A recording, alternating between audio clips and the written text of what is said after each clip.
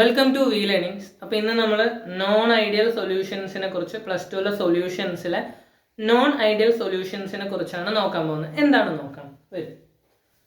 നമ്മുടെ ഇന്നത്തെ ടോപ്പിക്കാണ് നോൺ ഐഡിയൽ സൊല്യൂഷൻസ്. എന്താണ് നോൺ ഐഡിയൽ സൊല്യൂഷൻസ് എന്ന് വെച്ചാൽ നോക്ക്. A solution that does not obey Raoult's law over the entire concentration range is called a non-ideal solution. Okay, നോക്കൂ. A solution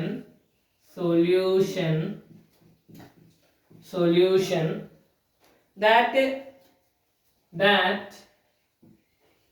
does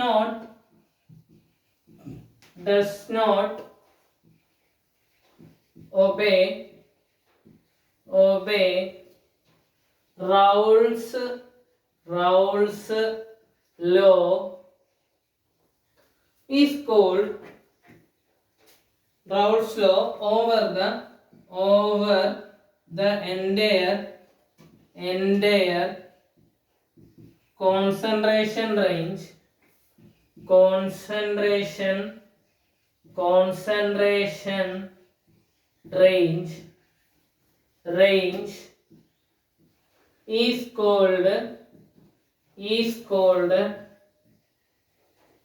is called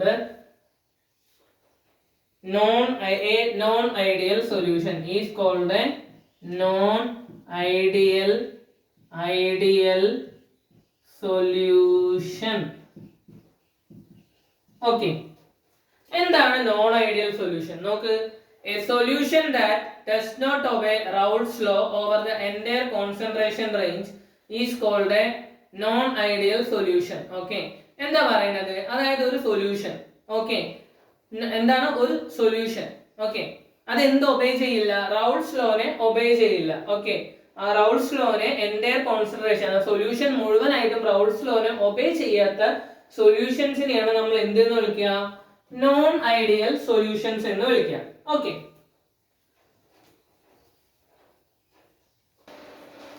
ഇനി നമുക്ക് ഒരു ഐഡിയൽ സൊല്യൂഷന്റെ ഗ്രാഫ് നോക്കാം. Okay, എന്താണ് ഐഡിയൽ സൊല്യൂഷന്റെ ഗ്രാഫ്? ഓക്കെ, കാണാം.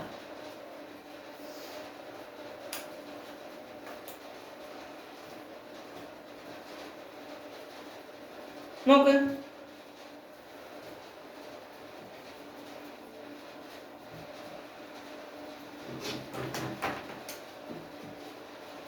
Ideal solution.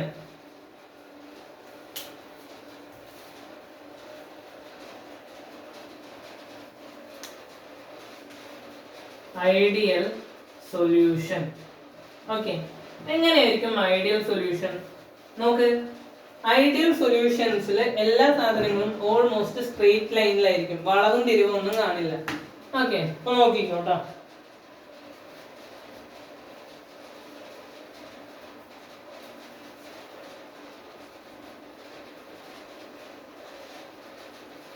ഓക്കെ, ഇതില് നോക്ക്. നമ്മുടെ ഗ്രാഫ് എങ്ങനെയായിരിക്കും എന്ന് വെച്ചാൽ ഇങ്ങനെ ഒരു സ്ട്രെയിറ്റ് ലൈന്, ഈ പറയുന്ന ഈ അറ്റത്തേക്ക് ഒരു സ്ട്രെയിറ്റ് ലൈന്, അതുപോലെ ഈ അറ്റത്തേക്ക് ഒരു സ്ട്രെയിറ്റ് ലൈന്. ഇത് കുറച്ച് വളഞ്ഞ പോലെ തോന്നും, പക്ഷെ സ്ട്രെയിറ്റ് ലൈൻ ആയിരിക്കണം വരേണ്ടത്. ഓക്കെ, സ്ട്രെയിറ്റ് ലൈൻ ആയിരിക്കും വരേണ്ടത്. ഓക്കെ, പിന്നെയോ ഇതാണ് ഈ പറയുന്ന ഐഡിയൽ സൊല്യൂഷന്റെ ഗ്രാഫ്. ഓക്കെ,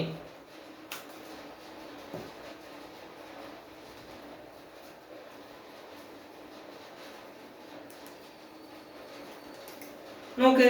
നെക്സ്റ്റ് എന്താ വരുന്നതെന്ന് നോക്കാം. ഓക്കെ, നോക്കിക്കോളൂ.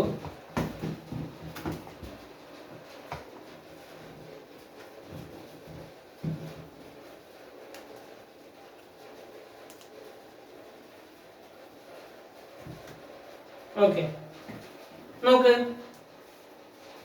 ഇവിടെ P2 0 വരും, പിന്നെയോ ഇവിടെ P1 0 വരും.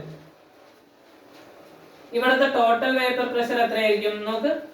ടോട്ടൽ വേപ്പർ പ്രഷർ, ഇവിടുത്തെ ടോട്ടൽ വേപ്പർ പ്രഷർ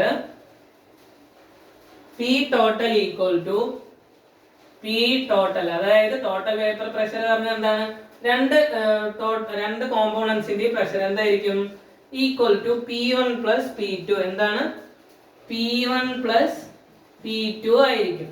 പിന്നെയോ ഈക്വൽ ടു എന്ത് വരുന്നുണ്ട് നോക്ക്, x1 P1 not plus 1 minus x1 P2 not എന്ന് വരും. ഓക്കെ, പിന്നെ നെക്സ്റ്റ് എന്താണ്, ഇവിടെയാണ് ആരുള്ളത്, വേപ്പർ പ്രഷർ ഉള്ളത്. ഇവിടെ ഇത് എന്തിനാ പറയുന്നത്, ഇവിടെ വേപ്പർ പ്രഷർ. ഓക്കെ, ഇവിടെ എന്തുണ്ടാവും, വേപ്പർ പ്രഷർ ഉണ്ടാവും അല്ലേ. y ആക്സിസിന്റെ അവിടെ വേപ്പർ പ്രഷർ കാണും. പിന്നെയോ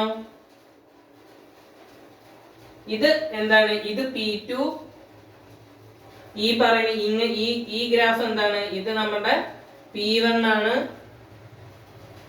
ഈ സാധനമാണ് എന്ത്, ഇതാണ് P ടോട്ടൽ. ഇതെന്താണ്, P ടോട്ടൽ ആണ്. ഓക്കെ, ഇതെന്താണ് P ടോട്ടൽ. ഓക്കെ, ഇനി നോക്ക്, ഇത് P1ന്റെ വേപ്പർ പ്രഷർ ഇവിടെ അല്ലേ. പിന്നെ ഇവിടെ 1 എന്ന് കൊടുത്തിട്ടുണ്ട്, ഇവിടെ 0 എന്ന് കൊടുത്തിട്ടുണ്ട്. ഇവിടെ നോക്ക്, x എന്ന് പറഞ്ഞാൽ എന്താണ്, മോൾ ഫ്രാക്ഷൻ ആണ്. ഇവിടെ എന്തായിരിക്കും, x1 ഈക്വൽ ടു 0 ആയിരിക്കും, x2 ഈക്വൽ ടു 1 ആയിരിക്കും. ഓക്കെ, നമുക്ക് പറഞ്ഞില്ല എന്താണ്, മോൾ ഫ്രാക്ഷൻ ആണ്. എക്സ് ആക്സിസിൽ എന്തിനെ കാണിക്കുന്നുണ്ട്, മോൾ ഫ്രാക്ഷൻ അല്ലെ, mole fraction of the component കാണിക്കുന്നുണ്ട്. ഓക്കെ, ഇവിടെ എന്തായിരിക്കും, ഇവിടെ x1 ഈക്വൽ ടു 1 അതുപോലെ x2 ഈക്വൽ ടു 0 ആയിരിക്കും അറ്റ് എനി കോമ്പോസിഷൻ. നോക്ക് എന്താ പറയുന്നത്, at any composition, at any composition എന്താ പറയണ, P1 equal to x1 P1 naught, P2 equal to x2 P2 naught, P total equal to P1 plus P2. Okay, എന്താ പറയണത്, total vapour pressure lies on a straight line between P2 naught and P1. എന്താണ് total, ഇവിടെ എഴുതി തരാം നോക്ക്, total vapour pressure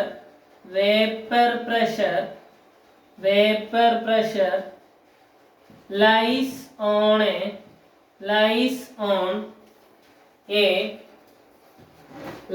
on a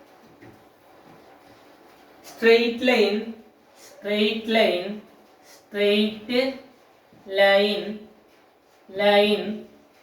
P2 naught and P1 naught എന്താ പറയുന്നത്. അതായത് ഈ പറയുന്ന ടോട്ടൽ വേപ്പർ പ്രഷർ എന്ന് പറയുന്നത് ഈ രണ്ട് ലൈനിന്റെ ഇടയിലാണ്, P2 ഉം P1 നോട്ടിന്റെ ഇടയിലുള്ള ലൈനിലാണ് ടോട്ടൽ പ്രഷർ ഉള്ളത് എന്നാണ്.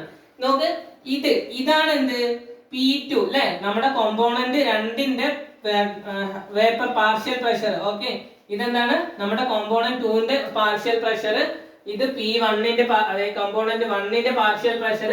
ഈ മേലെയുള്ള വര ടോട്ടൽ പാർഷ്യൽ പ്രഷർ. അതിനെയാണ് എന്ത്, P total equal to P1 plus P2 എന്ന് പറയുന്നത്. പിന്നെ അതിന് നമ്മൾ എന്തും കൂടി ഇൻക്ലൂഡ് ചെയ്തു, മോൾ ഫ്രാക്ഷന്റെ കാര്യം കൂടി ഇൻക്ലൂഡ് ചെയ്ത് x1 P1 not plus 1 minus x1 P2 not എന്ന് എഴുതി വെച്ചു.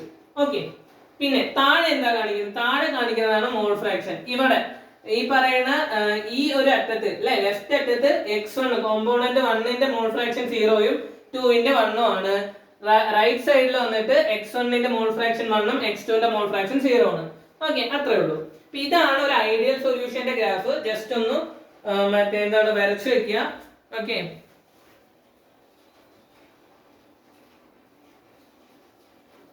അടുത്തത് നമുക്ക് ഇനി ഐഡിയൽ സൊല്യൂഷന്റെ രണ്ട് വ്യത്യാസങ്ങളുണ്ട്. ഏതൊക്കെയാണ്, നെഗറ്റീവ് ഡീവിയേഷനും അതുപോലെ പോസിറ്റീവ് ഡീവിയേഷനും. ആദ്യം നമുക്ക് പോസിറ്റീവ് ഡീവിയേഷൻ വരയ്ക്കാം. ഓക്കെ,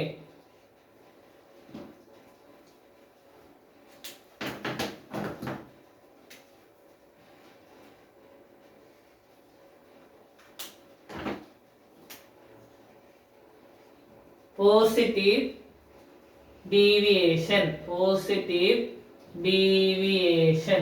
ഓക്കെ,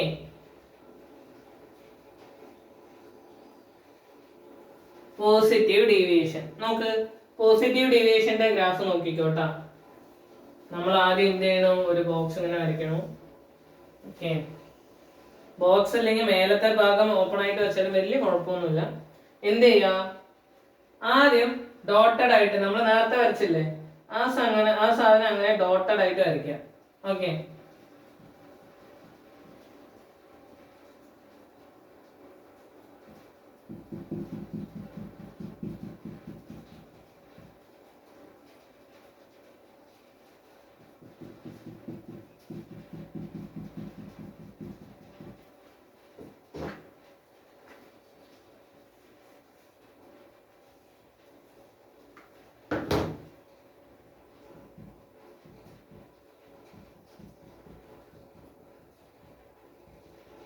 ഇത് ഒരു ഐഡിയൽ, നമ്മുടെ ഐഡിയൽ സൊല്യൂഷന്റെ സാധനമാണ് ഈ ഡോട്ടഡ് ലൈന് കാണിക്കുന്നത്. ഇനി പോസിറ്റീവ് ഡീവിയേഷൻ എങ്ങനെയാണ് നോക്കാം.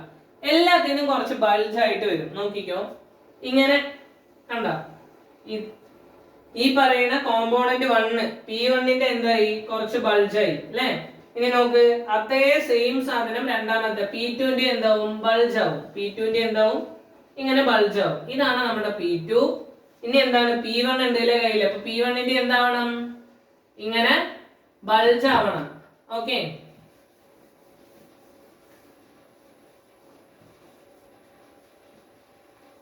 ഇതാണ് എന്ത്, ഒരു പോസിറ്റീവ് ഡീവിയേഷൻ. ഇതാണ് എന്ത്, പോസിറ്റീവ് ഡീവിയേഷൻ. ഓക്കെ, ഇതാണ് നമ്മുടെ പോസിറ്റീവ് ഡീവിയേഷൻ എന്ന് പറയുന്നത്. ഓക്കെ, നിങ്ങൾ വരയ്ക്കുമ്പോൾ കറക്റ്റ് ആയിട്ട് വരയ്ക്കണേ.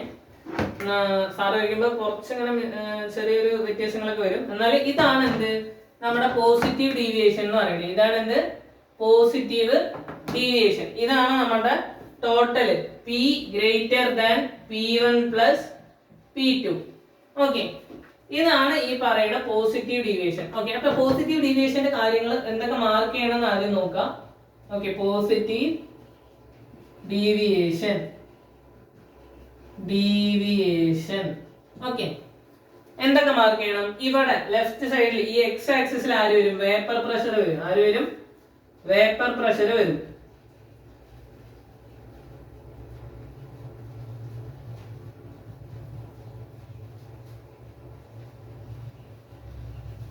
അല്ലെ, വേപ്പർ പ്രഷർ വരും ഇങ്ങനെ. ഇതാണ് ഇവിടെയുള്ള വേപ്പർ പ്രഷർ.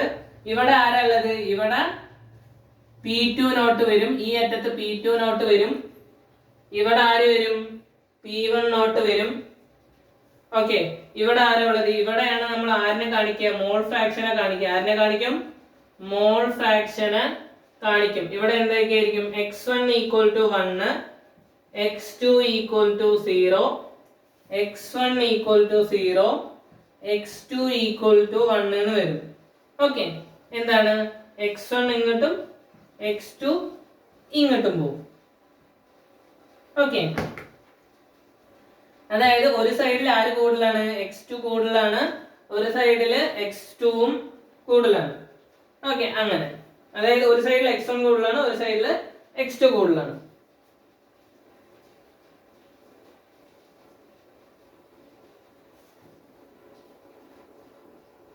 ഇതാണ് പോസിറ്റീവ് ഡീവിയേഷൻ.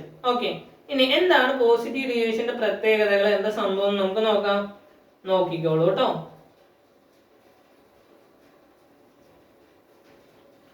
നോക്ക്,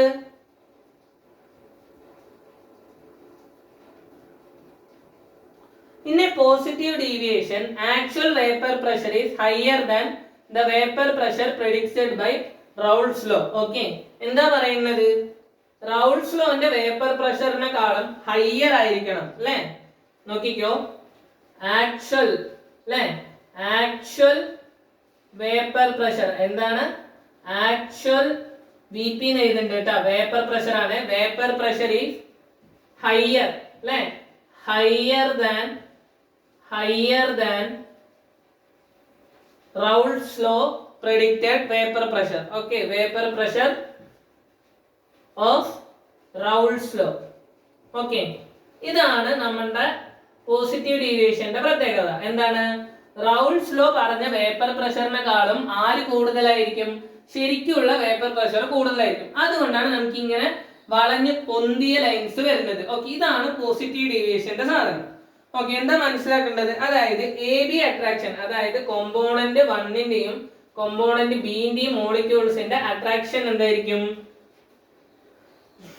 ലെസ്സർ ആയിരിക്കും. ഓക്കെ, അട്രാക്ഷൻ എന്തായിരിക്കും? കുറവായിരിക്കും. അട്രാക്ഷൻ എന്തായിരിക്കും? കുറവായിരിക്കും. ഓക്കെ, എന്തിനേക്കാളും കുറവായിരിക്കും? എ എ അട്രാക്ഷനെയും അതുപോലെ ബി ബി അട്രാക്ഷനെക്കാളും കുറവായിരിക്കും. ഓക്കെ, എന്താ പറയുന്നത്? സിമ്പിൾ കാര്യമാണ്. അതായത് എ കോമ്പോണന്റും ബി കോമ്പോണന്റും തമ്മിൽ എന്തുണ്ടാവില്ല? അട്രാക്ഷൻ ഉണ്ടാവില്ല. പക്ഷേ ബി കോമ്പോണന്റുകളും എ കോമ്പോണന്റുകളും തമ്മിൽ എന്തുണ്ടാവും? അട്രാക്ഷൻ ഉണ്ടാവും. സിമ്പിൾ സംഭവം. ഓക്കെ, അതായത് എക്ക് ബിനെ അത്ര ഇഷ്ടമല്ല, പക്ഷെ എക്കും ഭയങ്കര ഇഷ്ടമാണ്, ബിക്കും ഭയങ്കര ഇഷ്ടമാണ്. ഓക്കെ, അതാണ് പോസിറ്റീവ് ഡീവിയേഷന്റെ കാര്യം. ഓക്കെ, ജസ്റ്റ് ഇത്രയും മനസ്സിലാക്കാം. മോൾ ഫ്രാക്ഷൻ എങ്ങനെ വരയ്ക്കണം എന്ന് മനസ്സിലാക്കാം. അതുപോലെ മോൾ ഫ്രാക്ഷൻ എങ്ങനെ എഴുതണം മനസ്സിലാക്കാം. അതുപോലെ ഈ പറയുന്ന എങ്ങനെ ഓരോന്നും വരയ്ക്കണം, എവിടെയൊക്കെ ഏതൊക്കെ ലെറ്റേഴ്സ് വേണം. ഓക്കെ, ഇത് നമുക്ക് ഇമ്പോർട്ടന്റ് ആയിട്ടുള്ള ഒരു കാര്യമാണ്. ഇതൊക്കെ ഒന്ന് ജസ്റ്റ് ഒന്ന് മനസ്സിലാക്കുക. എവിടെയാണ് വരയ്ക്കേണ്ട കാര്യങ്ങളൊക്കെ ഒന്ന് നോട്ട് ചെയ്യുക. പോസ് ചെയ്തിട്ട് നോട്ട് ചെയ്യുക കേട്ടോ. Okay,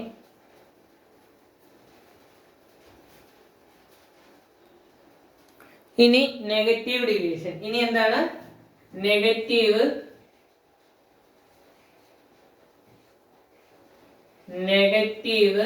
deviation? എന്ത് ഡീവിയേഷൻ ആണ്? Negative deviation. ഓക്കെ, നോക്കൂ, ഒരു നെഗറ്റീവ് ഡീവിയേഷൻ എങ്ങനെയാണ് വരയ്ക്കാൻ നോക്കാം. ഓക്കെ,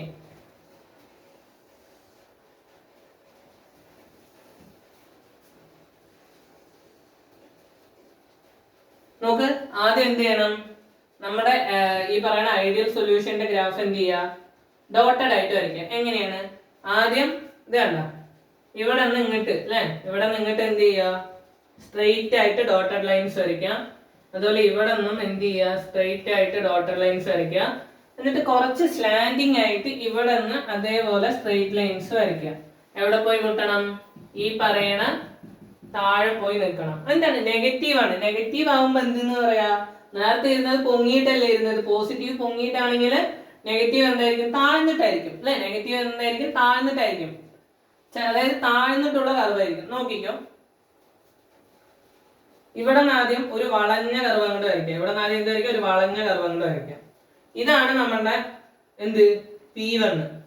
ഇനിയോ ഇവിടെ നിന്ന് അങ്ങോട്ട് ഒരു വളഞ്ഞ കർവ് വരയ്ക്കാം. ഓക്കെ, ഇത് നമ്മളുടെ P2. ഇനിയോ നോക്ക്, ഇത് അടുത്തത് വീണ്ടും എന്ത് ചെയ്യുക? ഒരു വളഞ്ഞ കർവ് എന്നിട്ടാണ് ഇങ്ങനെ വരയ്ക്കുക അല്ലെ. ഇതാണ് ആര്? നമ്മുടെ total vapour pressure. Okay, P equal to എന്ത് വരും? P equal to P1 plus P2 എന്ന് വരും. ഓക്കെ, എന്താണത്? വേപ്പർ പ്രഷർ അല്ലെ. Total vapour pressure. Total vapour pressure. Okay, total vapour pressure. ഇനി ഇവിടെ ലെഫ്റ്റ് സൈഡിൽ എന്ത് പ്ലോട്ട് ചെയ്ത് വെക്കണം? നോക്ക്, ഇവിടെ നമ്മൾ വേപ്പർ പ്രഷർ എന്ന് എഴുതി വെക്കണം. ഓക്കെ, എന്ത് എഴുതി വെക്കണം? Vapour pressure. വേപ്പർ പ്രഷർ എന്ന് എഴുതി വെക്കണം. ഓക്കെ, പിന്നെയോ താഴെ എന്ത് എഴുതി വെക്കണം? താഴെ വരുന്നതാണ് മോൾ ഫ്രാക്ഷൻ. താഴെ ആര് വരും? മോൾ ഫ്രാക്ഷൻ വരും. താഴെ ആര് വരും? മോൾ ഫ്രാക്ഷൻ വരും. നോക്ക്, എന്തൊക്കെയാണ്? ഇവിടെ P2 നോട്ടും ഇവിടെ ആരും വരും? ഇവിടെ P1 നോട്ടും വരും. ഓക്കെ, ഇനി ഇവിടെ എന്താ വരിക? ലെഫ്റ്റ് സൈഡില് x1 equal to 0, x2 equal to 1. Right സൈഡില് x1 equal to 1, x2 equal to 0. xa equal to 0, x a എന്ന് പറയുന്നത് എന്താണ്? ഇവിടെ റൈറ്റ് സൈഡിക്കും xb എന്ന് പറയുന്നത് ലെഫ്റ്റ് സൈഡിക്കും. ഓക്കെ, ഇതാണ് നെഗറ്റീവ് ഡീവിയേഷൻ. ഓക്കെ, ഇനി നെഗറ്റീവ് ഡീവിയേഷന്റെ കുറച്ച് പ്രത്യേകതകളോട് നോക്കാം. അതിന്റെ ക്യാരക്ടറിസ്റ്റിക്സ് നമ്മൾ അടുത്ത ക്ലാസ്സിൽ പഠിക്കുന്നതായിരിക്കും. ഓക്കെ, ഇനി എന്താണ് നെഗറ്റീവ് ഡീവിയേഷൻ? നോക്ക്, നെഗറ്റീവ് ഡീവിയേഷനിൽ actual vapour pressure Raoult's vapour പ്രഷറിനെക്കാളും കുറവായിരിക്കും. ഓക്കെ, എന്താണ് നോക്കിക്കോ, നെഗറ്റീവ് ഡീവിയേഷൻ നോക്കിക്കോ, ആക്ച്വൽ അല്ലെ, ആക്ച്വൽ ആയിട്ടുള്ള വേപ്പർ പ്രഷർ VP എന്തായിരിക്കും? Lower than